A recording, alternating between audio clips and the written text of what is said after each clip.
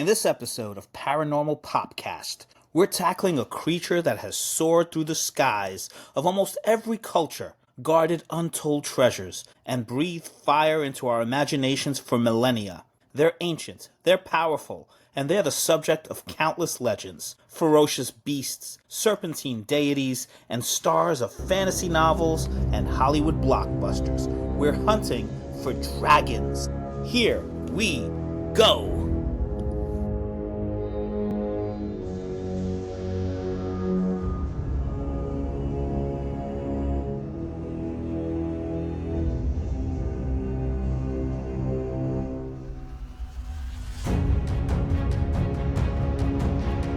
And here we are again, Paranormal Popcast. I am Nick. And I'm Vin. And today we're going to talk about dragons. There are a lot of dragons in pop culture. A lot. Vin, I mean, you're a big fantasy fan. And, I mean, they're a key staple of fantasy fiction. Right. But it's also been, like, they're also part of, like, cultural history for a lot of cultures. You know, There's dragons in China and Japan and Europe, of course, and, you know, Mesoamerica, like the Aztecs and the Mayans, they have dragons in their culture. When you think of a dragon, what comes to mind?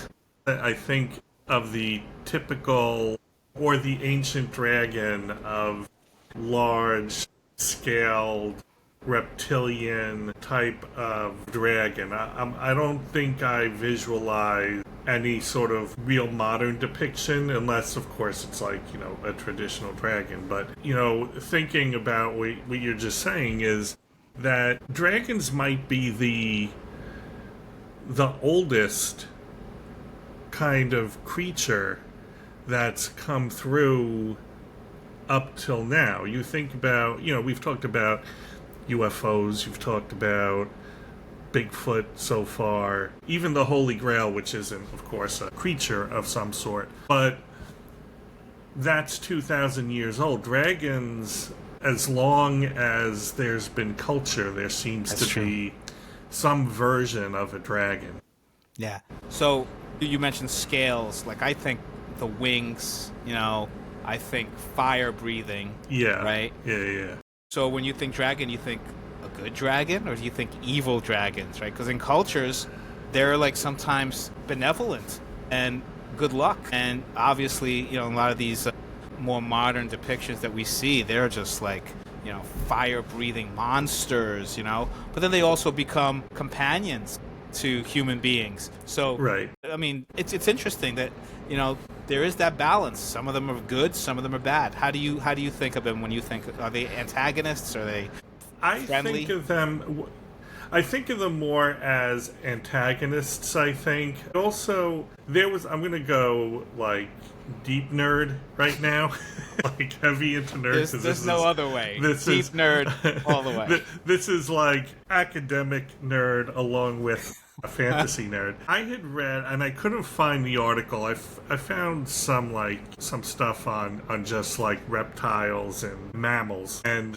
But I had remember reading an article a while ago that was just interesting, saying how, like, reptiles and mammals evolved in a sort of evolutionary one-upsmanship. Like, they adapted against each other as, like, mammals were fast, so snakes developed better eyesight, or, you know, things like that. And I just found it interesting. But when I was thinking about dragons and thinking of how they're reptilian, I think that dragons very much in pop culture are very much the other, right? We talked about in previous episodes how some things like Bigfoot, like, are they in pop culture because we can relate to them in some way? Dragons, I don't think we can. And it's almost like, and I bring up that article only because to me that's sort of instinctual. We have like this instinctual fear of things that are reptilian, of things that are not like us. And I think that's what dragons are. Dragons don't, in the things that I read, and for me in general, they're not like the star of the show. I mean, I know there are things where they are, but they're sort of like have this presence,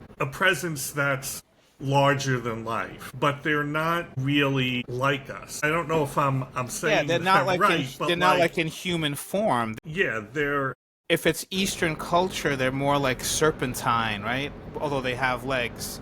Um, yeah, they're like worm-like. And if they're in the more European form, they're like you said, they're these reptilian, scaly, winged creatures. So they're not like human form. So they're very different. So you sometimes wonder where they came from. These kinds of historical, cultural perspective back in myth. Did you see that video I that's sent to you? It was like a cartoon that looked at, and I wish I remembered the source. I should have written it down just to give them credit. But they talk about how through like digging up fossils and things like that, they think that maybe some of these myths might have emerged from cultures digging up dinosaur bones and not right. knowing what they are, and they might. That's what it might have sparked. Okay, it's a dragon. And all Yeah. these myths that talk about leviathans and other things, and maybe they seeing creatures in the sea, and then also seeing acts of nature like volcanoes and thunder in the sky. I was interested in seeing when I learned about like some of the Eastern myths how they were connected to water. All these dragons. That's really interesting because usually I see Yeah. dragons connected to fire, but yet you have these like good luck dragons that are like coming from the sea and things like that. So that's interesting.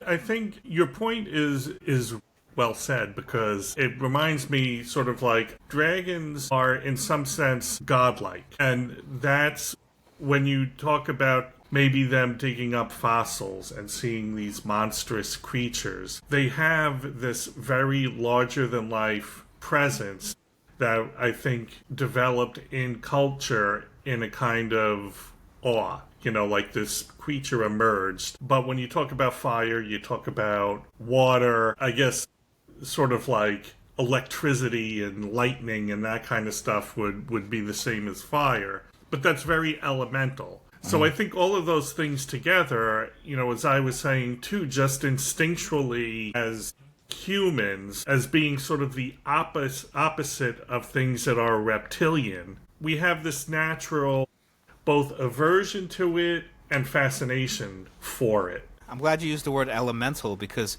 it's interesting. Let's see, fire, water, earth. Usually in the Yeah. myths, they live in a cave or in a mountain, Right. right? And then air, they fly through the air. So it's like it combines all those the four elements. That is true. I didn't even Oh. think of wind, but yes, you're right. And they are. They're elemental. They're bigger than life. And they're, I don't want to say unbeatable, but they're powerful. They're immensely powerful. That's how they come across. They're just something that dwarfs humanity. I think that's what they really symbolize. And I think in a lot of things in pop culture, they're representative of a lot of different things. Whatever you want to, apply to them, they're a metaphor for a lot of things. They're not. For sure. They don't come across as a character like Harry and the Hendersons. You know what I mean? Like where Bigfoot is a character in it. I mean, you have that, but I just think in the general pop culture environment, they're usually just something very big, powerful, and sort of shrinks Yeah. humanity. Yeah. In the those Eastern cultures that we talked about in China and in Japan, they are benevolent and they're good and they Yeah. bring good luck and good fortune. And then in the other stories and myths, they are very violent. And Yeah. like you said, maybe a metaphor for war, like in the old days when villages would be pillaged and burned down. So the notion of fire. So all these stories about dragons flying through the sky and just breathing down fire. This is like before the times of bombs, but when armies were kind of throwing these fireballs maybe, and you could see where that would be connected, right? And of course, like you said, if you look at the natural phenomenon, just seeing volcanoes explode or lightning strike a tree and starting a forest fire, that you could see where that would be a metaphor that suddenly these dragons are the cause of some of this violent upheaval. Right, and the benevolence, whether it's benevolent or not, even in the benevolent idea of dragons, their power is what's on display there. You know, like they have either great power for great luck or they have great power to destroy. And that's actually, I'll probably talk about that a little more in some of the, books and stuff we talk about, but there's two sides of them where, they're the power to create or destroy, Yeah. Yeah. Very good. So we'll jump into the books, but right before that, we'll talk about the earliest kind of myth I don't want to say modern because it's like, the Middle Ages and stuff, but you've got Beowulf, right? One of the first epics. That's Old English, an epic poem. The manuscript was probably produced between 975 and 1025 AD. It's set in pagan Scandinavia in the 5th and 6th centuries. It's the hero Beowulf, right? So that's been adapted a bunch of times. And he slays the monster Grendel and Grendel's mother and a dragon. So he slays a dragon. So there's all these stories about a hero, part of their quest, part of their journey to becoming a hero is they have to slay a dragon, right?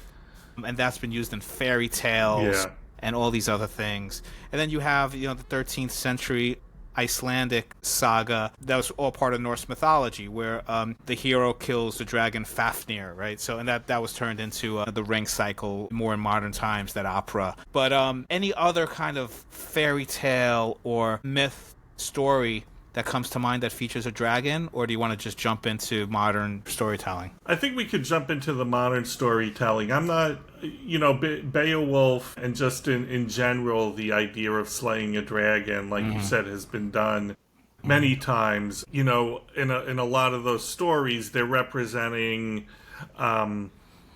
greed. Dragons a lot of times represent greed, and I think those stories and the idea to slay the dragon again goes to that notion that the dragon is like the ultimate adversary in the case of if you're going to slay the dragon, if you're looking at the more antagonistic way, it's the ultimate test. So let's get into the fun part now, like how it's been used in pop culture.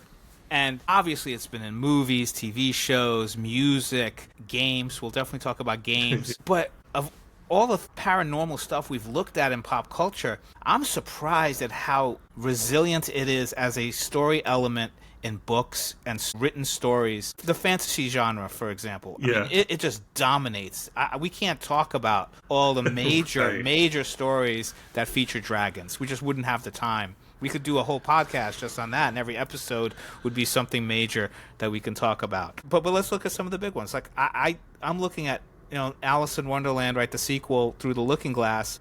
Lewis Carroll has that great poem where Alice is fighting the Jabberwock, and in Jabberwocky, right?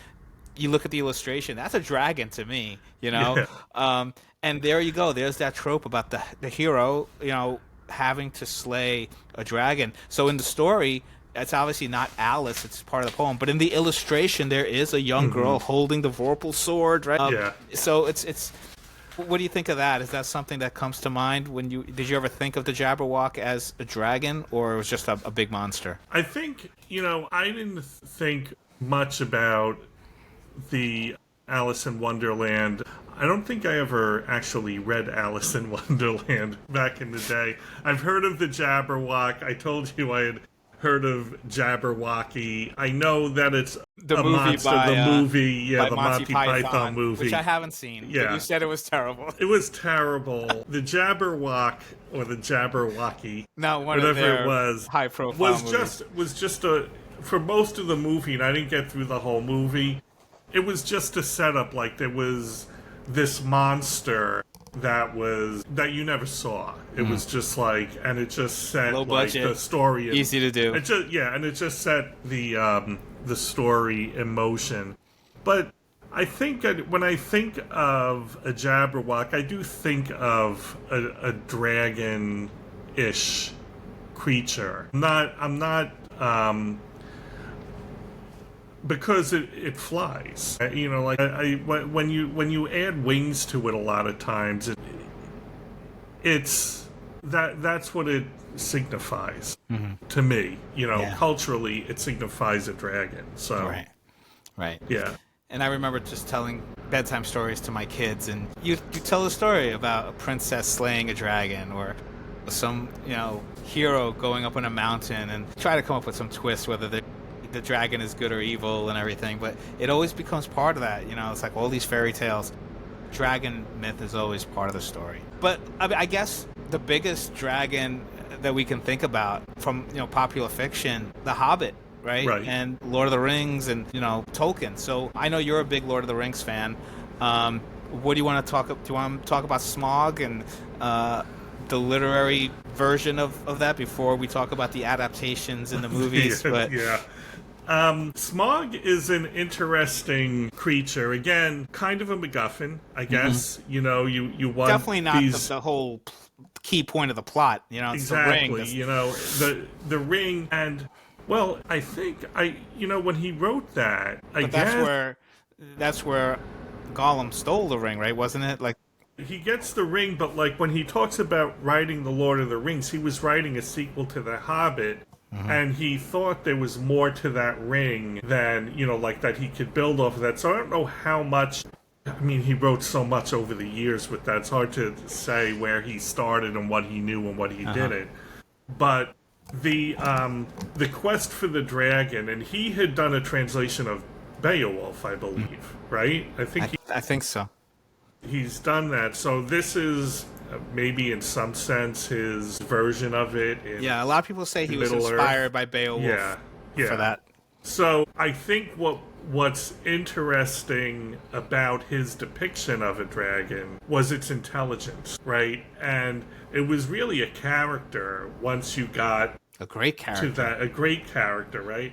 And I haven't read it in a long time, but I read it several times when I was younger. And I just remember it being, I don't know if the word's coy, but it was, he was sort of playing with Bilbo, like he was irritated by it, by Bilbo, but I think intrigued. Like there was just a lot going on there, and that depiction of a dragon, I don't know the exact history, but there are I think there are examples where dragons are intelligent, they talk, and whether Tolkien inspired that or developed from older myths, I'm not entirely sure. Right. But I thought that Smaug, for me, really stands out because in such a short time, he was a really strong character.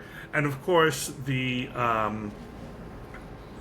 obvious trope of sitting on the hoard of gold. Yes. And just like the anger, it's sort of like, poking the bear, but poking the dragon. That's what they did. They poked that dragon and he just went crazy, right? When he attacked the town of Dale, right? I think it was called Dale, that town. So yeah, that Smaug really does stand out to me. What I wanted to say, like when you first were talking about dragons and how they're just everywhere in pop culture. Again, this is sort of a little bit of an aside, but dragons are cool, and the word dragon is cool, right? How many dragon tattoos do you see everywhere? Your dragon tattoos, there's a cool factor to the dragon, which is what pop culture is about. So anybody would like to add a dragon to their story, I mean, makes a good cover for a book. Right. There's everything about it. And to me, again, this is sort of like tangential to the whole thing, but like the word dragon just it fits what it is, right? Like there's just something about that word, the sound of it. It has a rhythm that can fit Dungeons and Dragons. This dragon, how to train your dragon. It's just like a word that stands out, just like the creature. So I think for pop culture, the cool factor has to be considered. Yeah. And I guess we can talk about, you mentioned him sitting on a hoard of gold, and what does a dragon need all these riches for? Like, I always wondered about that. It's not like they can use it for commerce, or maybe they just like that it's pretty. I always wondered about that. But that is the trope that you see. Yeah. What could you use all that gold for? That's you know what I mean? It's like when you talk about it, What is the value besides it's shiny and pretty, right? You know? The whole point, I think, of the hoard of gold is greed. Yeah. You know, Yeah. and it's a lesson for, you know, cultures to say you don't need all these point. trinkets. You know, the dragon is, and talking about reptilian, the dragon is devilish, right? That's a good point. In the caverns, right? Underground, fire, you know. So I think in that sense, the hoard of gold is really sort of representative of not only what you should do with your life, you know, what's important, what's not, but from a religious standpoint, I think it's representative of the devil and hell. Yeah, I've seen those analogies as well. Yeah. So what do you want to say about maybe the adaptations? We'll jump back and forth. The live action, you know, it's been in the cartoons, you know, and then obviously Peter Jackson's version. So you had the Lord of the Rings trilogy, and then you had the Hobbit trilogy, right? The Desolation of Smaug was a standalone, you know, one of the movies in those trilogy. Did you like the depictions? Benedict Cumberbatch did it, at least in the Lord of the Rings. Did he do it in the Hobbit movies too, or I'm trying to remember. I don't know if he did the motion capture or the voice of Smaug. Wasn't he the voice of Smaug?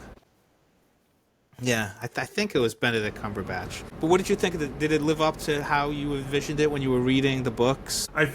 From a dragon point of view, from Smaug point of view, that was the depiction of Smaug was pretty great. You know what I mean? Like, we brought him to life. It was spectacle, you know. It was spectacular to watch. I mean, what he did with the Hobbit was, I know why he did it, because he wanted it to feel like the Lord of the Rings, but that's not what the Hobbit is. So, from a movie review point of view, which this isn't, I wasn't a big fan of the Hobbit movies, but I certainly liked what he did, you know, to depict the actual dragon. And again, making him, you know, the outsized creature that it needed to be. Yeah, I was reminded just thinking about it, and in that story that, you know, there's the one missing scale, right? Okay. That's how you, it's like the Achilles heel That's where you of the see dragon. it. You get the vulnerable spot. Yeah, and I can ask you, because I'm not really sure the answer to this question, but what does that represent? Does it represent something that, like, the dragon has the one fatal flaw? And that's not just in The Hobbit, right? That's sort of another trope of dragons. Yeah, it's a good point. I haven't given that much thought, but I always thought it was cool that they do have a weakness, and, you know, the hero finds it and kind of... Because, like you said, they're so massive in size and deadly with the fire, and just, you know, how do you defeat something like this? Yeah. And to know that the hero can find a weakness. It's like David and Goliath, you know, it's like going up against something where it's like, you have no chance, but then finding out, okay, I could use that slingshot and nail him between the eyes, and lo and behold, this little... Exactly. Evil always has like a fatal flaw. Exactly. You know? Yeah. Maybe that's where it is. There's always a chance. But it's an interesting trope. Yeah.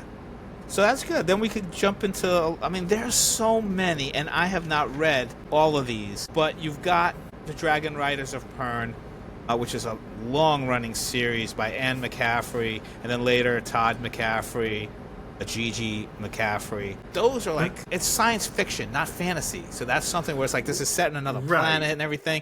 So I don't know if you've read them or not. I am shocked that they have not been adapted. But the premise of writing a dragon, a human, or in this case, you know, a human-like person from another planet or whatever, writing a dragon, you know, making them domesticated enough where they become partners with you. Yeah. You've seen it done in, like, even Avatar, right? How, you know, James Cameron, you know, whether they're not really dragons, but these creatures on Avatar where, you know, the aliens, the indigenous people of the planet, they bond with them, and suddenly they're flying. And I remember you telling me a story idea you had once about like a fleet of, you know, right? We wanted that to happen, and it really hasn't. Yeah, but then, you know, we'll talk later. There is a series where Naomi Novik did the Temeraire alternate history of the the Pollyannic Wars with an air force of dragons. Started it in 2006, and there's a whole series of them. And I'm like, stole your idea, Vin. Because that was, I visualizing just this fleet flying over a city. And nobody's done it to my to really satisfy me. But like, I did envision it, like, because I've loved fantasy since I read The Lord of the Rings, which was in 6th grade. And at the same time, so that was 6th grade would be 3 years after Star Wars came out. So, but like, I discovered Star Wars first, and then The Hobbit and The Lord of the Rings. I really fell in love with fantasy. But of course, I loved Star Wars too, which is really space fantasy, space opera. All those space battles and everything like that. I was always like, you could do that with dragons, Absolutely. And I don't think anyone's lived up to it yet. But I remember you pitching that idea someday, when we were young. So I was like, very soon. But have you read the Dragon Riders of Pern series? Or? I have not. I know that those dragons are, again, like, that is actually a more human-like dragon, since I haven't read it, I don't know, like, if they're benevolent or how they work within the story, but they're certainly depicted as not other. They're depicted as varied and unique and individual as humans, and it was an interesting, I think, way of looking at them. And I can't think of another pop culture movie, story, book, whatever that really does that with dragons. Yeah. It was the first, and so far, like, I don't recall. There was one set of books, and I can't even remember what the names of them were. It's like at the tip of my tongue, that had dragons in it that I think were a little bit more derived from the Dragon Riders of Pern, and I'm not gonna there's so many. I'm not gonna be able to remember the names of it. They were fantasy books, but they were not terribly popular, so they're probably sort of more or less out of print. Yeah. I mean, it's interesting how Tolkien has inspired so many of these kinds of quest stories with dwarfs and elves and warlocks and witches and dragons and trolls, but you can't copyright them. These are all like fairy tale kind of creatures and stories. So you have all these rip-offs of the Lord of the Rings, and then now even with Pern, the Pern series, you have flying dragons, and it's like almost like you can't copyright these kind of general ideas. But I mean, I don't know if James Cameron got permission, but when I was watching Avatar, I was like, that's Dragon Riders of Pern, man. Yeah. This is I remembered the author's name. Okay, it's Melanie Rawn. Okay. Rawn. I don't know if you've No, I haven't heard of her. So let's see. She was writing all the way to 2017. But the Dragon Prince trilogy. Okay.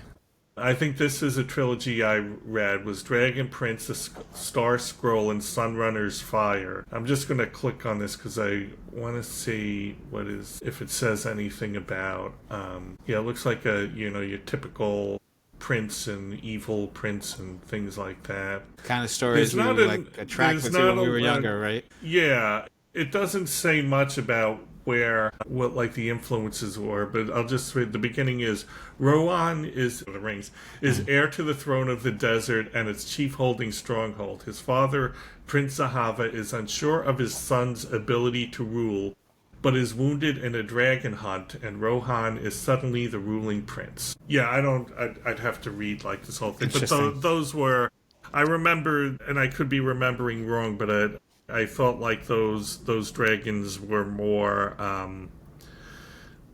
they were less antagonistic. There was some sort of benevolence to them, but I could be wrong on that. Right. On that. And I feel like everybody that's wanted to delve into fantasy had to do some kind of dragon story. Stephen King is known for horror. He did, The Eyes of the Dragon. Not one of his best books, obviously, but just an attempt to kind of do this kind of like an epic fantasy, and then try to tie it into that other series that he had, the Dark Tower series. Then I'm thinking the ones I did read were like the Dragonlance Chronicles, which I don't remember. It was like in the 80s, right? But that was based on the Dungeons and Dragons, right? I So played those. we could talk about the Dungeons and Dragon games. I played those Dragonlance. Okay. That's when I used to play Dungeons and Dragons, and I remember that when they came out because they were the modules for Dungeons and Dragons were always sort of standalone things that came out, and they were all in the toy store, and you'd pick one to play. And this was supposed to be like a narrative that you continued. So I was, again, just like caught up in it. I don't remember much about them, but I do remember that I think this actually ties in a little bit to Pern, was that they were different color dragons, like blue dragons, red dragons, gold dragons. And I forgot what distinguished them, but I think that storyline of what they tried to do with that was probably influenced by Pern. They were good adventures. I mean, some of them were better than the others, but the novels were decently written, considering they were written for like a young audience. And then later, Science Fiction Book Club, which I was subscribing to at the time, came out with like this annotated compilation of the first bunch of series and then the later ones, and I love that. I love reading stuff and then seeing in the margins the authors kind of like talking about things or adding more depth and more context and more background. And sometimes it gets fictionalized. Those annotations are part of the story, like in later stuff that's been done. So I dug that a lot. I really enjoyed that. I think because I know it came out when I was still in high school, so it's probably 85, like 1985, 86. I don't think it was earlier than that. The 80s is when it was. Yeah, it was. The first one was in 84.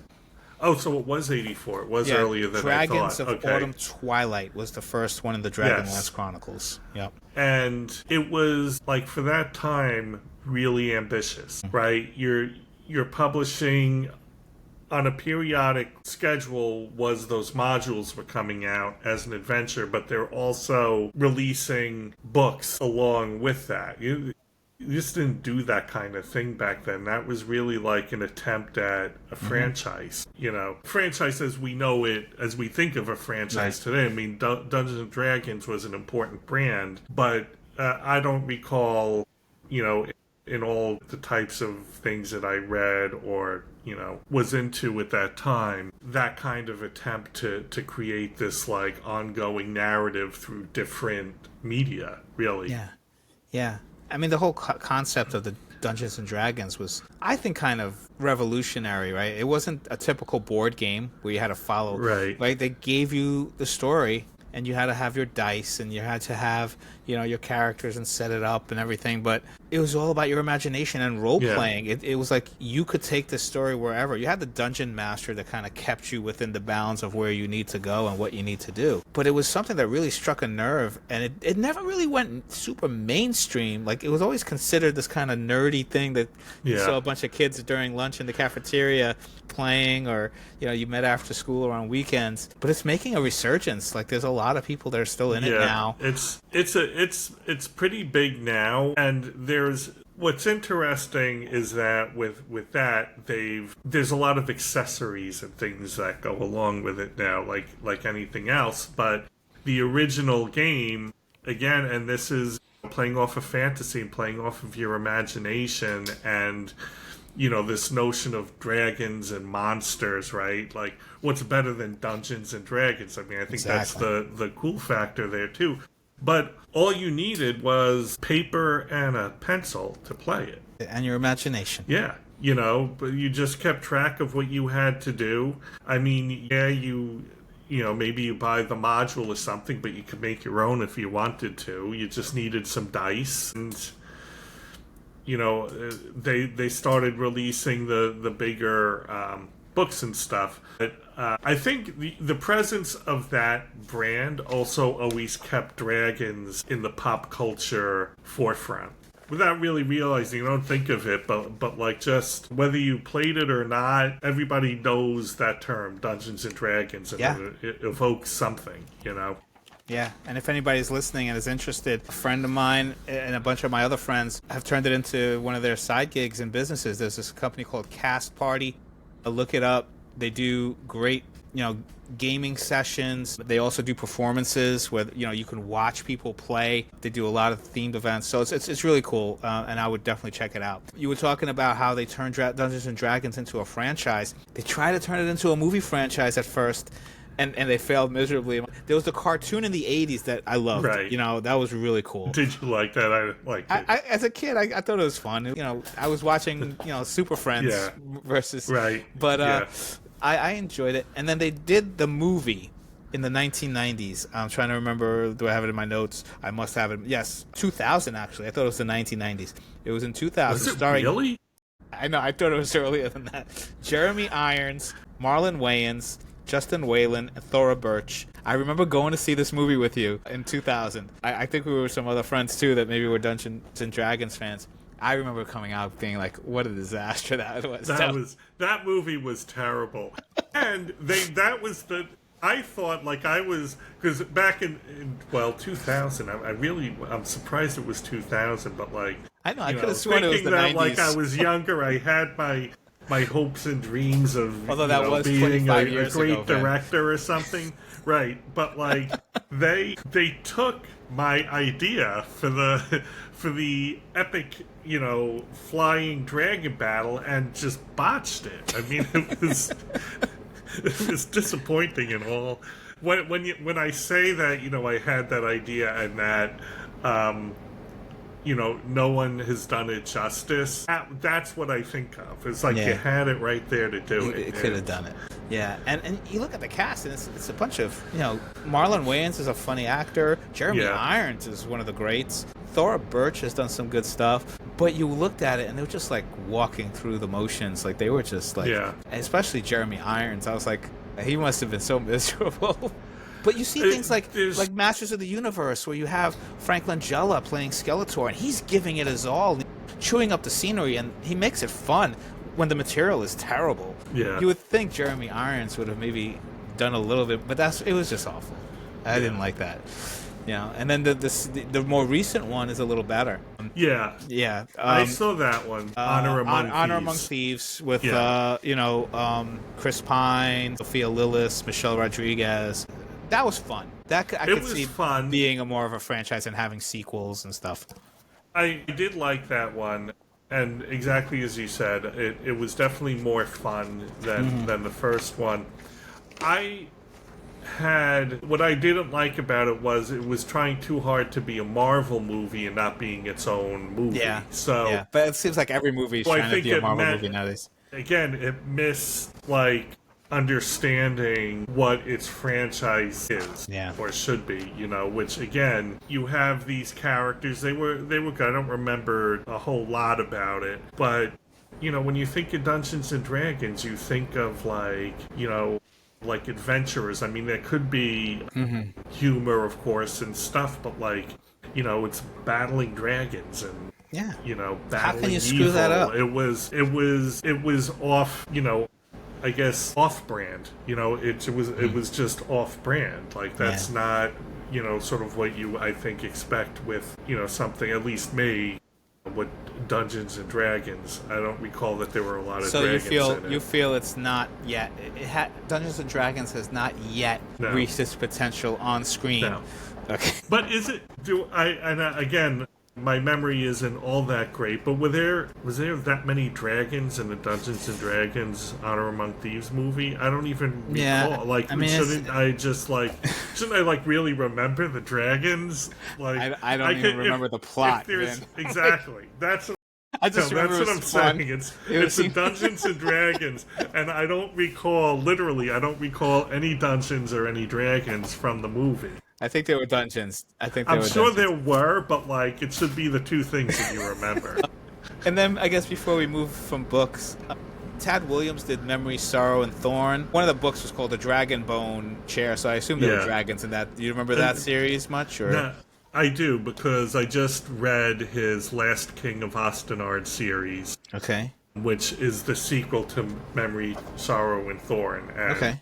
I mean, they are door stoppers of books, and he had two in-between books in this last series. I don't recall from the, because I read Memory, Sorrow, and Thorn long ago, back when they came out, and the first one is called the Dragonbone Chair, and that was the throne was made out of dragonbone, right? So I don't recall if there was a lot of dragons in it, but the interesting thing that I thought he did a really good job with what he did with dragons, which they're not like a big as living characters. There's one dragon in one of the books that's a pretty big plot device. I mean, I'm not going to go into the whole thing, but they're not like dragons as if like this is what the book is about, but dragon blood is a big thing in like this series. And what dragon blood does is if it touches you and it burns you and that pain never goes away, right? Wow. And that's that a good was plot like device. yeah, and that was so like dragon's blood is like a really, really powerful thing, and it's a big plot device. It basically one character in one of the in-between books that he wrote, but it does have a lot to do with everything. Right. Sort of gets doused in dragon blood fighting to slay a dragon. So that's really in this book what there is a plot or a part of the story that involves slaying a dragon. So he takes his own twist on that. But what comes out of it is the effect of dragon blood. It's interesting. So I thought they're definitely the depiction of dragons in that is like it's just a monstrous, no intelligence, just pure like force of nature animalistic. You know, I don't know, think of, you know, if you're being attacked by a crocodile or something, there's no, this thing's just a predator. Interesting. And that's how the dragon was depicted. So I really liked what he did cool. with dragons in there. Yeah. And then we'll talk about A Song of Ice and Fire when we talk about TV. I know it's the books, and we'll talk about the books for sure. Dragons have been used by, you know, J.K. Rowling in Harry Potter. Christopher Paolini self-published his Dragon series, Aragon and Eldest and etc. It was the Inheritance Cycle, and those got turned into movies. I mentioned Naomi Novik's alternate history of Napoleonic Wars with dragons. I mean, that seems like a good pitch. If you could just come up with a concept and just be like, with dragons, you know? And any other books besides Game of Thrones, which we'll talk about later, that, you know, I know you're a huge fantasy buff, so is there any other dragon-related book series that people should check out that you think were great? Yeah, well, if anyone's into fantasy, they know this, and I'm just saving the podcast here for you not mentioning it, but The Wheel of Time. Oh, okay. So now, do you know, like, how familiar are you with Wheel of Time? Not much? Not much, because I remember you really pushing it, and for some reason, I just was afraid to jump into it, because No, it was like 20 books, wasn't it? Like a lot of... Yeah, But I want to also see. I want to see the adaptation too. Have you seen the TV? Was there a TV series about it? Yeah, they canceled it though after like 3 seasons. So now there was like, no, don't bother. I mean, they did an okay job with it, but Amazon, you know, just decided to cancel it, whether it was too expensive or something.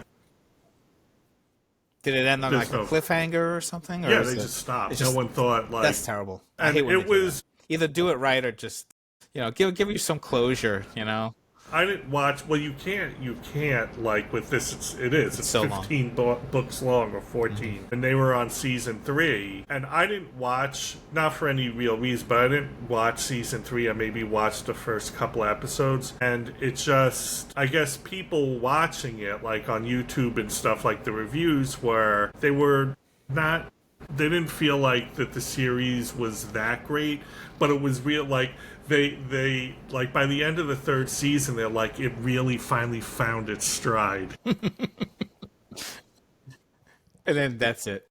Gosh, so that was kind of the cutoff of it. It was just like completely unexpected that they canceled it. So, but the interesting thing about the Wheel of Time is I don't recall that there are any dragons in it, but the chosen one, there might be, but it's not important to the story if there is. The chosen one is called the dragon, and the dragon reborn.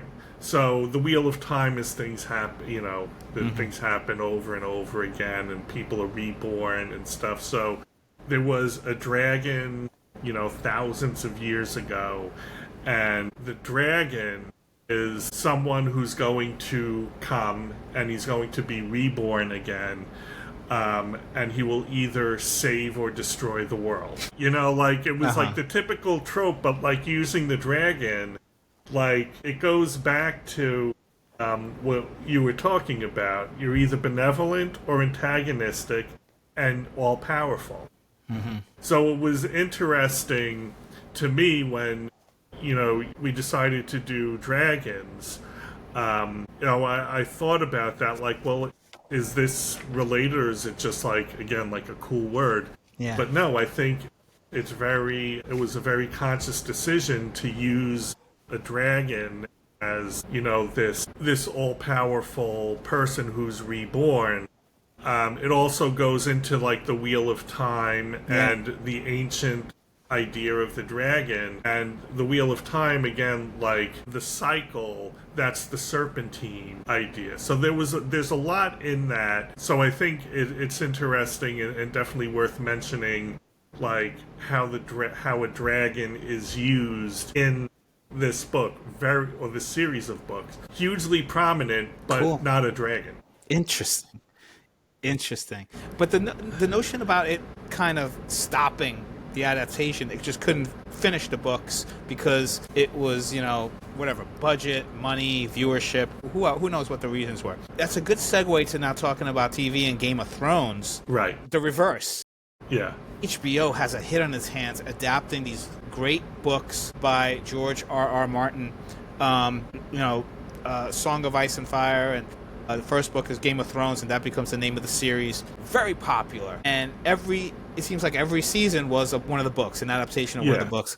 And he never finished the series. And then they canceled the books. It's the exact opposite of what happened with Wheel of Time. And so what does HBO do? And they're like, we're just going to finish the story for you. Yeah. And people were annoyed. They were like, the ending isn't good. And, so what do you... And dragons are pivotal in that. Right. Like there's been some really great, plot points. What is your take on Game of Thrones? You read the books first, right? I read the books. I remember I read the books first, and I remember all the plot twists when everybody was just watching, and they're like, "Oh my god!" I didn't realize you read the books. I read the books, and I loved it, especially the first couple. The latter ones, I think we're getting to. It was like side stories and things like that. Well, that's part of, I think, what stopped him. I think he just like tied himself in a knot. But you wish he would just wrap it up, write one more, and just or it's like, I guess we're never going to see them. No, I don't think we are. That's so sad. I don't think we are. That's so sad. Like, you hope that at least his notes or something get published. Otherwise, you have the TV series, and that becomes canon in the minds, because they were so faithful to the books at the beginning. Yeah. I was like, wow, this is great. And now you reread the books, and you can't help but visualizing the actors and things. Well, this is fine. I haven't watched the whole series. Mm-hmm. And I wasn't going to watch the series because I was going to wait for the books to be done. It'll be a long wait, my friend.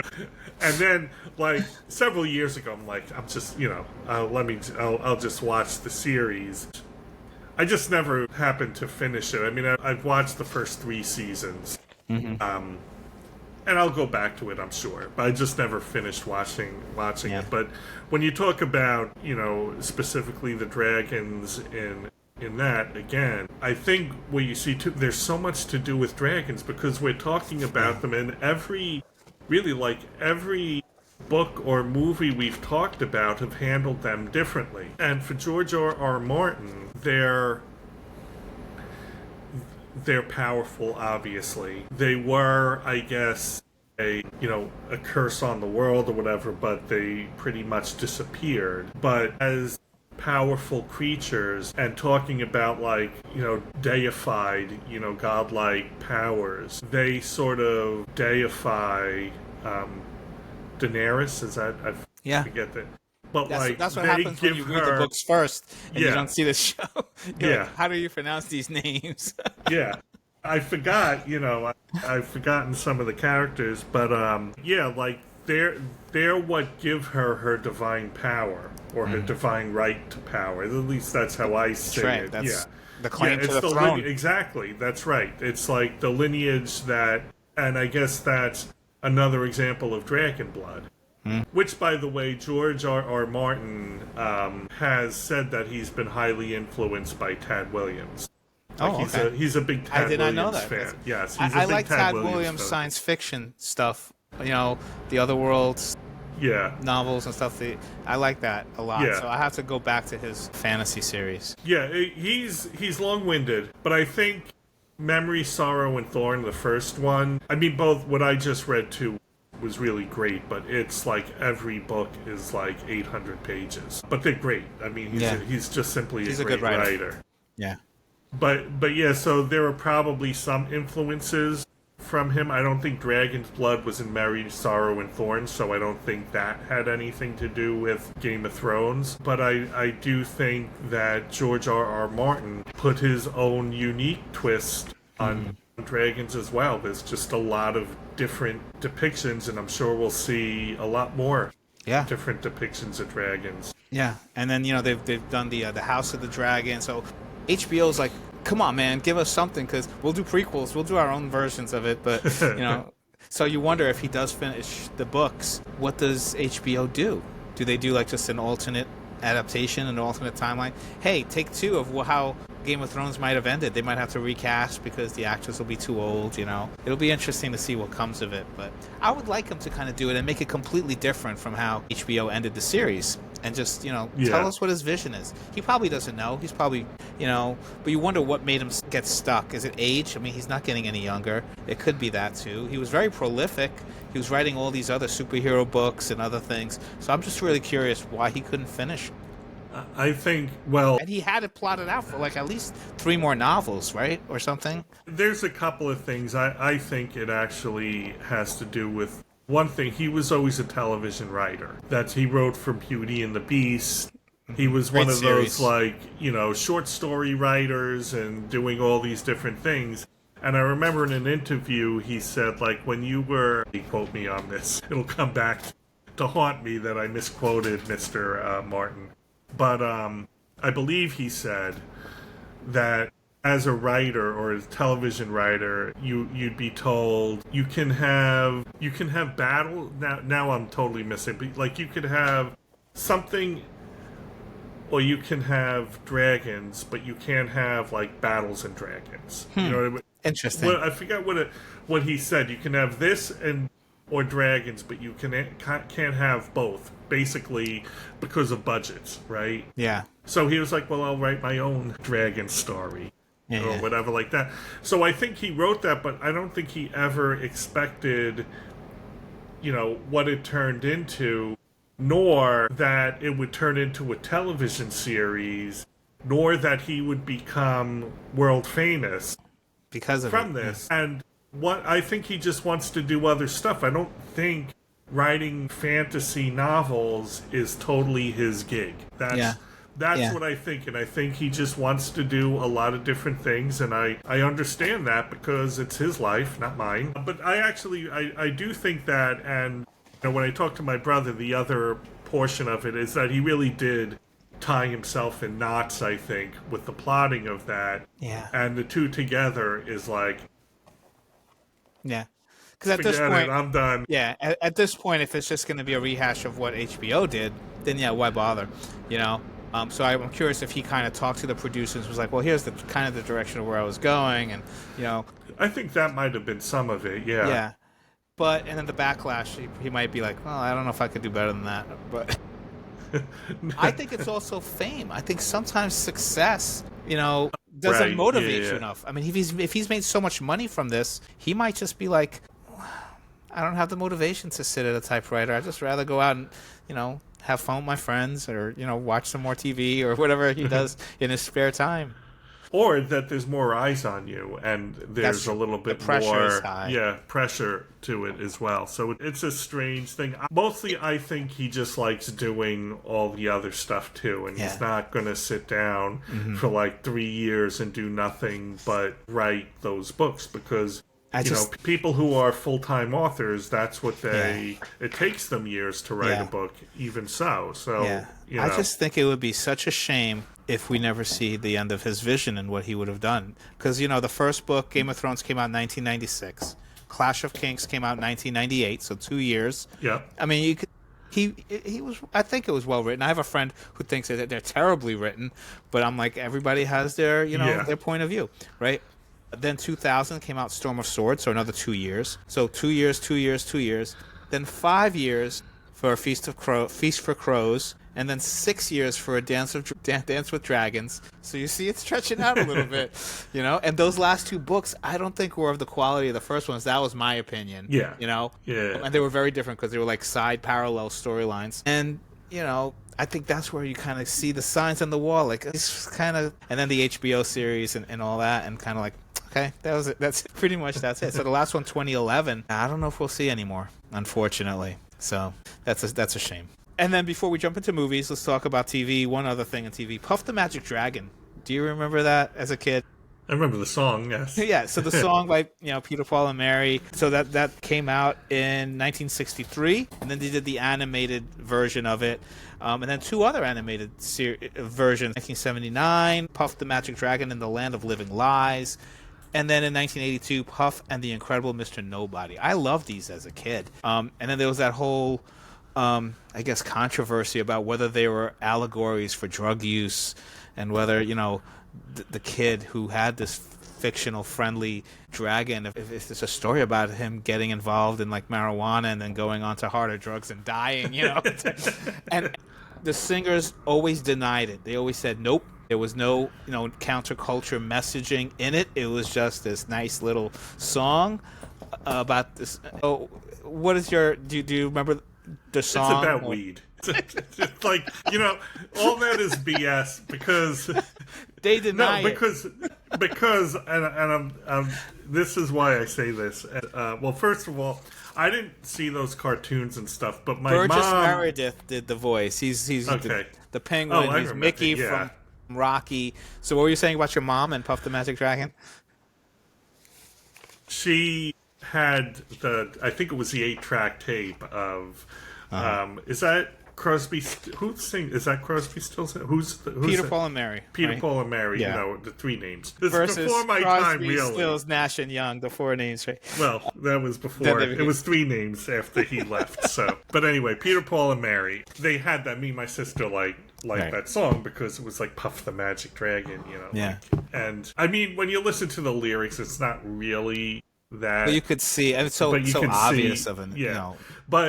But the parallel is that just in those days you couldn't say that that's what it was about. I think they, a lot of times I think the same thing with Lucy in the Sky with Diamonds. Yeah. They still insist it was inspired by a drawing by his niece. I believe that. But that doesn't mean that's not what he was thinking when he was writing the song. When when his niece says to him, "Oh, it's Lucy in the Sky with Diamonds," she's like, "Oh, I got an idea for a song now." I think it's the same thing with Puff the Magic Dragon. You couldn't go out at that time in the 60s or 70s, even though, that culture was out there, and say, like, yeah, it's about drugs. You couldn't. So I think that's why. And then I think they just, what are they going to say now or something? It's just like, no, it was not about drugs. But I liked it. I thought it was good. So then going into movies, 1959, Sleeping Beauty, the anime cartoon. So Maleficent, the witch, turns into a dragon at the end. So I don't know if the fairy tale Sleeping Beauty had a dragon in it. I don't remember. But definitely the cartoon. And then the live action version with Angelina Jolie and Elle Fanning. What other movies come to mind? So there's Pete's Dragon. That was a live action mix with animated, and they did a live action version. There's Dragon Slayer, from 1981.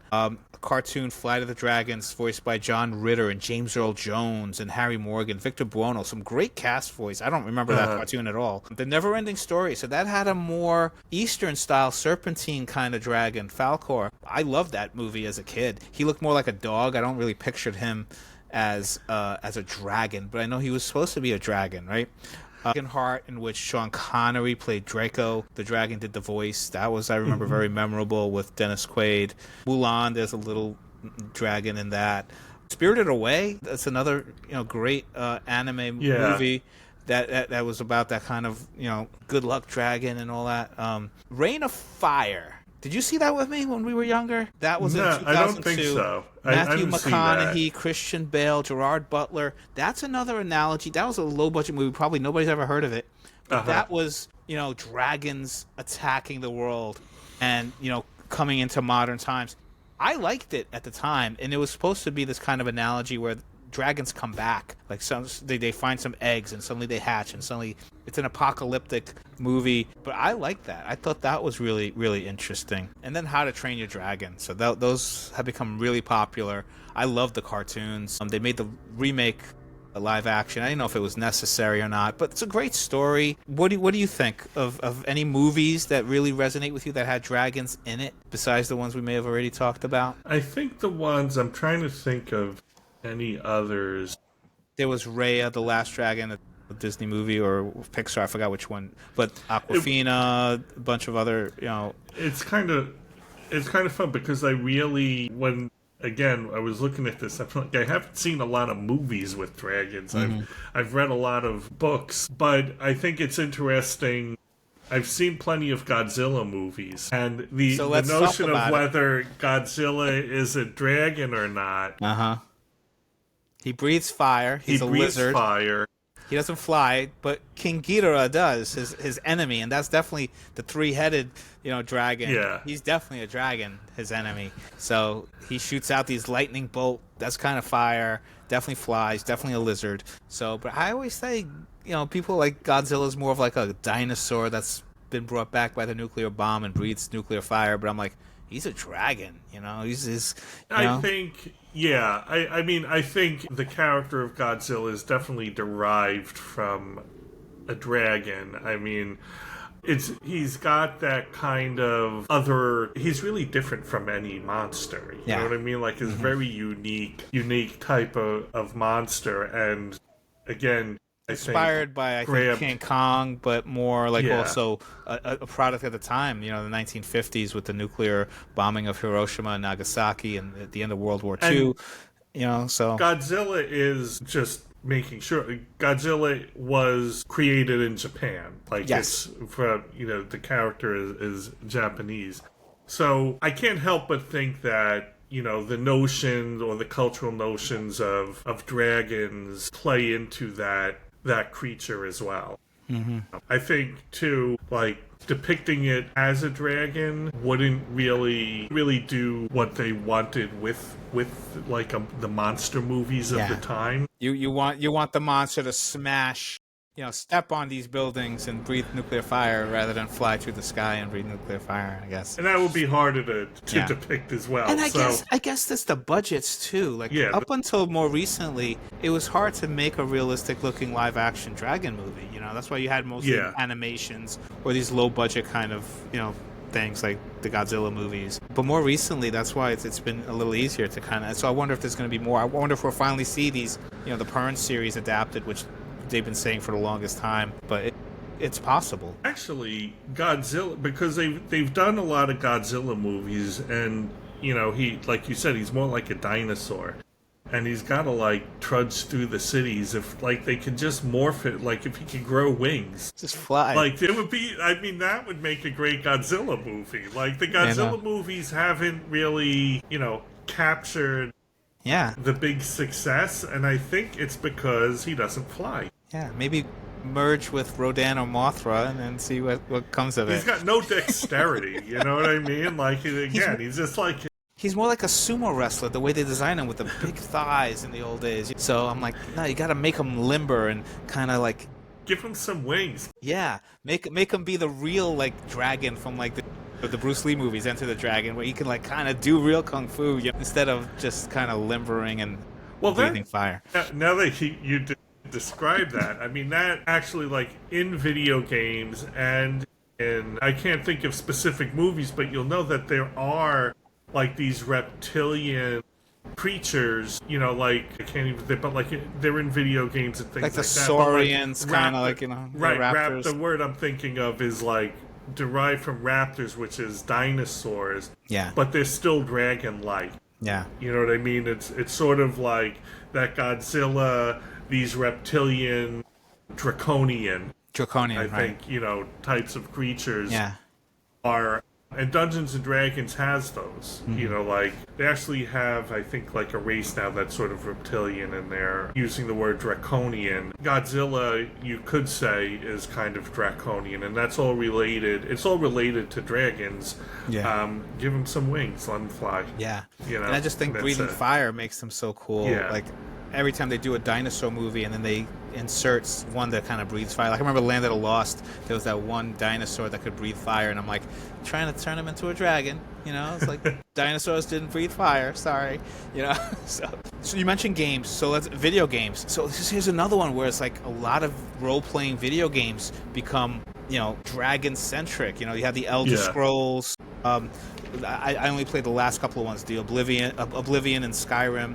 Then you had the Dragon Age series, which I never played. Then the card games like Pokemon, they always have like dragon characters. Any game comes to mind after? The one that is Dragon's Lair. Okay. Yeah, you know, that was you know, the famous animated I remember video game, which again, it was a game that was really almost like a gimmick, you know, because you couldn't play it like a regular game. It was just like you had to move the stick the right way just to like trigger the next animation. I mean, did you ever play it? I never played that one. Yeah, that's what it was like. I mean, it was you're familiar with it though, right? It's right. Visualizing. Yes. Yeah, the whole the night and everything, and right, the night. And so this is, you know, in the age of Intellivision and just like these pixelated Pac-Man type of video games. And okay, there's this great thing where you have look at this video game, it's like animation and all this stuff, and I played it once and it was nearly impossible because that's all there was to it. You had to just like know where to hit and when it and move the stick to trigger the next animation. But again, if you're doing this gimmicky type of game that's just maybe, I guess they were just sort of displaying a technology or like the potential. The fact that they chose slaying a dragon as the story to, because that's the only thing that's going to attract you to this game in terms of like, what's this game going to be? And it was, you know, be a knight slaying a dragon. I mean, it's just like one of the most prominent pop culture tropes that there is. Right. Yeah. So we've gone overtime. I try to keep these things. I try to keep these things under an hour. So it's going to be magic editing for me to try to cut out some stuff. Maybe we'll keep the whole thing. But there's things we didn't talk about. Comic books. Fin Fang Foom. I don't know if you ever read the Marvel, but there's this dragon character that in all the Marvel adaptations now, people are like, when are we going to see Fin Fang Foom? Right. Yeah. Roller coasters. Right. There's dragon-themed coasters, right? There was one in Disney that was, or Universal, I forget which one. One was red, one was green or blue. Ride Playland, one of the local amusement parks, one of the oldest ones in the country, they have this old wooden dragon coaster. It just makes you feel like you're a dragon, just kind of going up and down these wood pikes. There's so much. Anything else in pop culture that we haven't talked about that's dragon-related? I'm sure everywhere we look, we talked about tattoos. We talked about there's a lot. The girl with the dragon tattoo. Yes. You really everywhere. We could do a whole, like I said, a whole series. So you just position this episode as, you know, an outsized episode for an outsized creature. Yeah. You know. Yeah, so any of you who've like stuck around till the end, you earn a gold star. Please leave a comment and tell us that you've stuck around till the end. And anything that we left out, anything we didn't talk about, maybe we'll do a part 2. Maybe if there is enough to talk about, maybe there's a future version that we can. I got to get watching some of these movies, and then we can talk about it again. And I think we could do a whole Game of Thrones series. Part 2. Anyway, I am Nick. And I'm Vin. Both of us are grateful. Please like, follow, subscribe, comment, and we will see you next time on Paranormal Podcast.